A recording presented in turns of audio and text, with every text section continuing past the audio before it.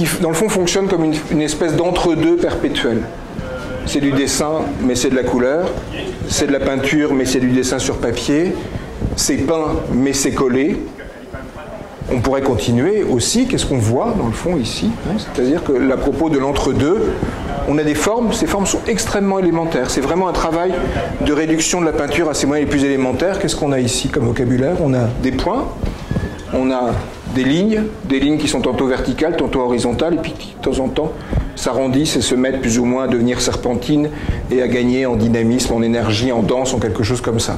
On a des fonds qui sont peints ou non, mais qui sont très souvent, quand ils sont peints d'une manière qui pourrait paraître, je vais utiliser le terme délibérément, rudimentaire. On n'est pas du tout dans quelque chose de sophistiqué, on est dans une réduction de la peinture à l'élémentaire. En même temps, cette réduction à l'élémentaire, ça permet de voir justement sur quelle limite se trouve ce travail.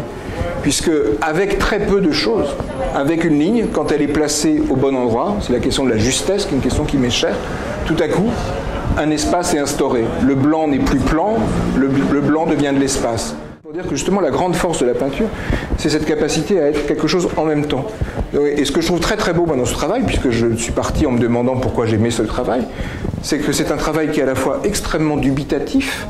On voit, notamment ici, regardez ce fond qui paraît comme ce tableau fonctionne comme une espèce de gigantesque repentir, hein, au sens pictural du terme, ou comme un gigantesque palimpseste, si on veut dire quelque chose de plus littéraire, mais ça revient exactement au même. Donc il y a du doute, hein, il y a du doute, il y a du débris, il y a du déchet, ce papier qui est à la fois peinture et qui devient sculpture parce qu'il est froissé, mais en même temps il est froissé parce qu'il est détruit, et tout à coup il y a la décision de l'accrocher, c'est quelque chose qui est vraiment dubitatif, et puis il y a quelque chose qui est quand même prodigieusement affirmatif, aussi ici, qui est tout à coup, qui est en fait, qu'on est face à un travail qui est un travail de choix, choisir à un moment donné. Je voudrais juste essayer de me mettre, autant que je puisse le faire, dans la peau de la personne qui fait cette chose-là. On est donc dans un travail, essentiellement un travail de collage.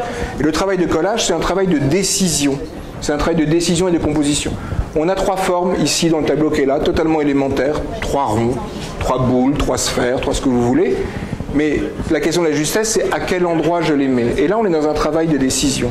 Et ce travail de décision, puisque dans l'atelier, on peut imaginer que la question du collage, c'est un travail de regard, c'est un travail où la dimension manuelle et visuelle est extrêmement importante, mais c'est aussi une réflexion sur ce que c'est qu'un tableau. Donc on est dans quelque chose qui est très élémentaire, très pictural, mais qui nous rappelle aussi la dimension profondément mentale de la peinture. On est face à quelqu'un qui fait de la peinture, qui défait sa peinture, qui doute de sa peinture et qui à la fin affirme par ce geste de collage, tout à coup je décide que la chose est là et je la fige et elle ne sera plus jamais ailleurs. On est dans un travail de décision. Être peintre, à un moment donné, c'est choisir que la chose soit là. Merci, voilà. Pierre.